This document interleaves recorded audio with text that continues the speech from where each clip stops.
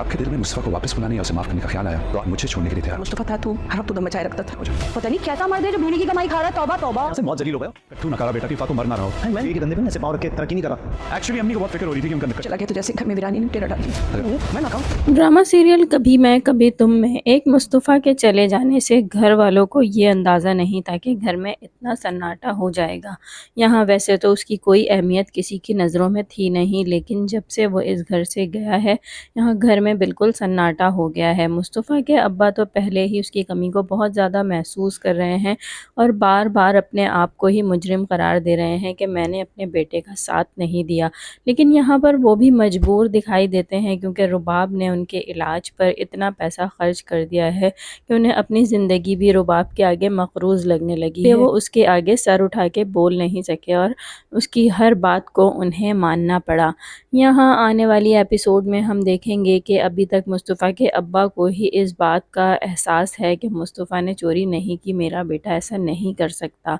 और घर में उसकी कमी भी उन्हें बहुत महसूस हो रही है और उन्हें बार बार ये एहसास हो रहा है कि उन्होंने मुस्तफ़ा के साथ साथ शर्जीना का भी ख्याल नहीं रखा। हम ये भी देखेंगे कि बिलाखिर अम्मी को भी इस बात का एहसास हो जाएगा और वो यही कहती हुई नज़र आएंगी कि एक मुस्तफ़ा था घर में तो ज़रा शोर शराबा रहता था, जब से मुस्तफ़ा इस घर से गया है यहाँ तो बिल्कुल वीरानी ही हो गई है। ऐसा भी था घर में शोर शराबा करके रखता था, चाहे अम्मी के साथ लगा रहे चाहे कमरे में कुछ भी करता रहे, लेकिन घर में इस बात का एहसास ज़रूर था कि कोई है जो कि हर वक्त कुछ ना कुछ करता रहता है। लेकिन यहाँ पर जब से मुस्तफ़ा गया है ना तो घर वाले आपस में बात करते हैं और ना ही मुस्तफ़ा की अम्मी को अब मुफ्त की कोई नौकरानी मिली हुई है, क्योंकि जब तक शर्जीना मौजूद थी तो इनकी अम्मी को भी काम में काफ़ी आसानियाँ थीं और उन्हें ख़ुद तो कुछ करना ही नहीं पड़ता था, लेकिन जब से शर्जीना इस घर से गई है अब घर के सारे काम उन्हें खुद ही करने पड़ते हैं। उधर अदील भी रुबाब के जाने की वजह से बहुत ही ज़्यादा फैल चुका है और वो रुबाब के बिज़नेस पर कब्ज़ा करने की कोशिशें कर रहा है और बिज़नेस में कहीं ना कहीं से कुछ ना कुछ फ्रॉड करता हुआ दिखाई दे रहा है। वापस आएगी तो यहाँ अपने बिज़नेस में हेर फेर देखकर वो कुछ परेशान होगी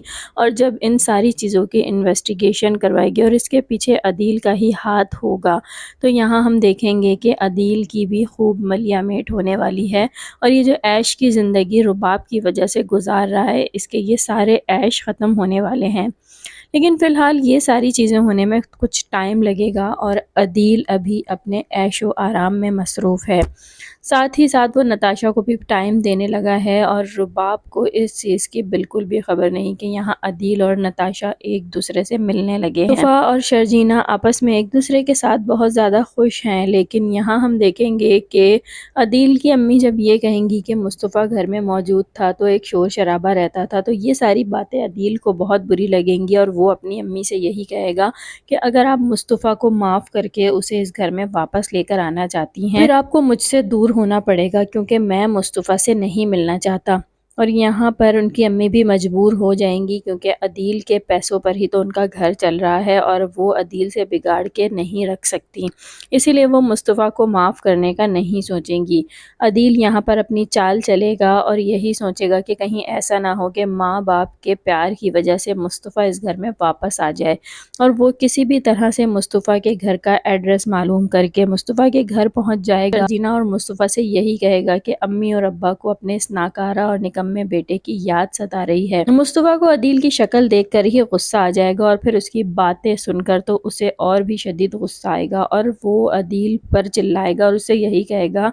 कि तुम्हें यहाँ आने की ज़रूरत नहीं थी, मैं निकम्मा और नाकारा ही सही लेकिन तुम्हारी तरह अपनी बीवी के कंधे पर पैर रखकर तरक्की नहीं कर रहा, और जाके अम्मी और अब्बा को भी ये बात बता देना कि मुझे किसी से भी नहीं मिलना और तुम यहाँ से जा सकते हो, बहुत हो गई तुम्हारी बेइज्जती। और अदील का यहाँ आने का मकसद भी सिर्फ यही था कि वो मुस्तफ़ा को मज़ीद उकसा सके कि वो अम्मी और अब्बा के कहने पर भी इस घर में वापस लौट कर ना आए, और वो अपने मकसद में कामयाब हो गया और मुस्तफ़ा ने यह तहैया कर लिया है कि वो वापस लौट कर नहीं जाएगा। شرجینہ کے والدین بھی شرجینہ کے لیے بہت زیادہ پریشان ہوں گے، اور یہاں نیکسٹ ایپیسوڈ میں ہی ہم دیکھیں گے کہ شرجینہ جب اپنی امی کے گھر جائے گی تو شرجینہ کی امی شرجینہ کو مدد کرنے کے لیے کچھ پیسے دیں گی اور اس سے یہی کہیں گی کہ یہ تم رکھ لو، لیکن شرجینہ اپنی امی سے بھی پیسے لینے سے انکار کر دے گی اور یہی کہے گی کہ مصطفیٰ کی ایگو ہرٹ ہوگی اور میں نہیں چاہتی کہ مصطفیٰ کسی بھی بات سے پریشان ہو، ہم دونوں مل کر سب کچھ مینج کر لیں گے، ہمیں ان پیسوں کی ضرورت نہیں ہے۔ شرجینہ کی امی کوشش کریں گی کہ شرجینہ کسی طرح وہ پیسے رکھ لے، لیکن ان کی بیٹی ان سے پیسے نہیں لے گی، اور یہاں پر امی اچھی طرح یہ بات سمجھ چکی ہیں کہ ان کی بیٹی مصطفیٰ سے بہت پیار کرتی ہے